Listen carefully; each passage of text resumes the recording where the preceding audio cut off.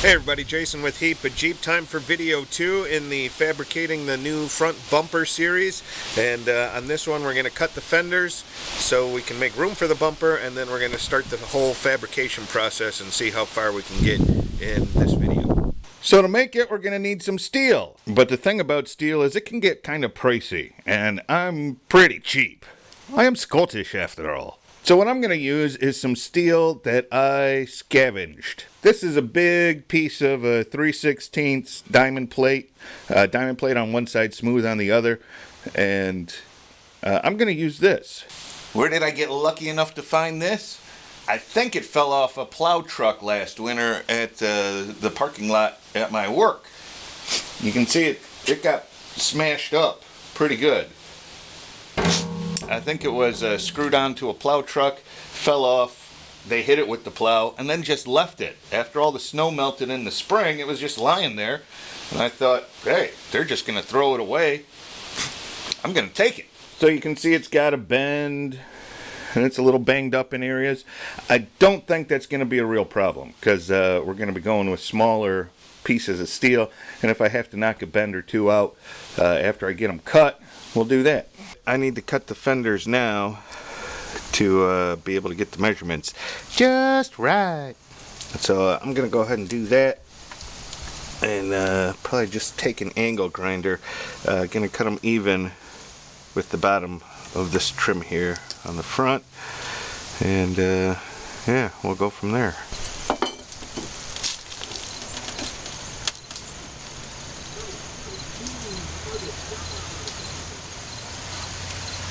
And then, since I think it's going to be really hard to try and get the line perfect around the fender flare, I saw Matt at Bleepin' Jeep do this with electrical tape.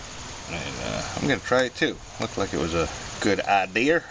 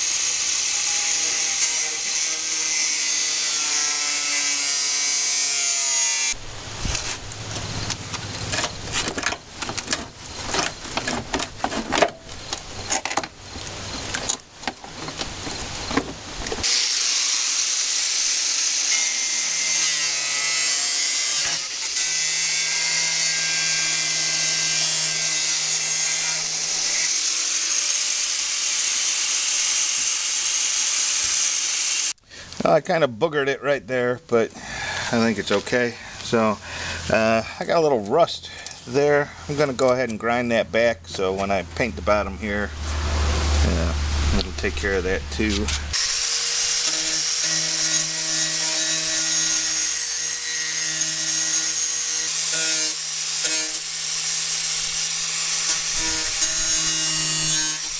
Well, my other video camera died, so I'm recording this one on the phone just to show you where I am so far. I've got about half of it mocked up, and I think that's all I'm going to do.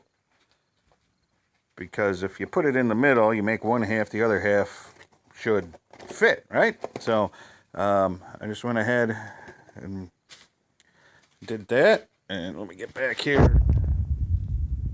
So that's how it's going to look. I am going to put another piece back here just to tie it off, and then I'm going to do something on the bottom, but I haven't quite figured that out yet. But for the main structural part, that's what it's going to be. Now, I've also been contemplating, I've got the diamond plate. It's diamond plate on one side, smooth on the other. And I'd really love to incorporate some diamond plate into it, but I'm not quite sure yet. I have not decided. If I do, it's only going to be like on the front panel, I think. if I do it at all. So what I'm going to do now is just take it apart and take all the tape off. I marked down and circled how many I need to cut out from each piece. So one of each of the middle ones and then two of everything on the sides. And I'm just going to transfer that to the steel here and start cutting. Alright, so the other camera is back up and running. Let me show you where I am so far.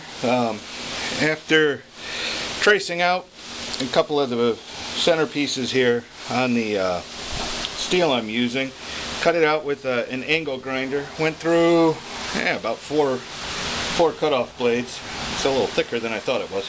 But so then I got these two pieces, and then use these welding magnets to give me a right angle, and just tacked it into place in just a couple of spots to hold it.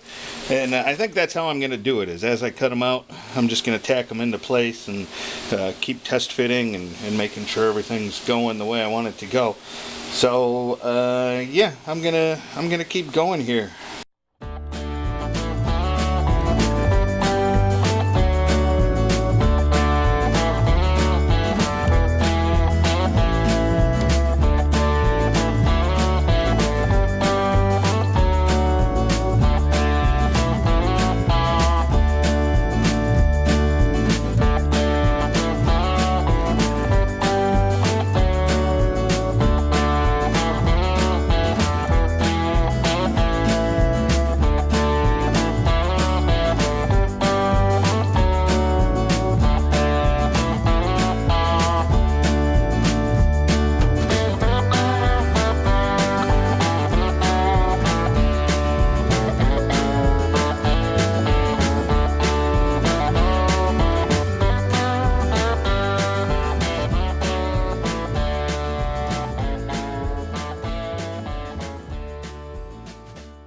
Alright, well, we got both of them cut out, so I'm going to do some grinding along the edges, get it ready for welding.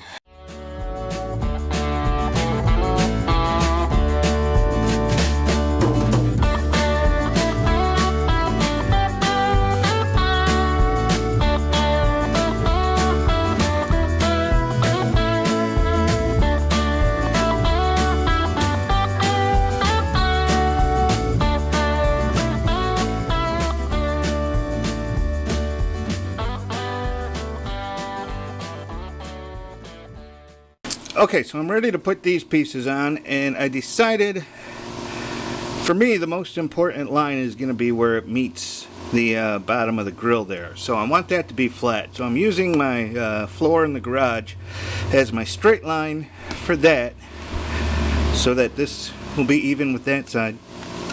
And then I know I need it 2 inches back from the very end. So I laid this ruler here, which is even with the front of the bumper, and measured this gap right there is 2 inches. So now I'm ready to tack this in place, just to make sure it doesn't move, because these have to match up on both sides for it to be even. So I don't want it to go anywhere.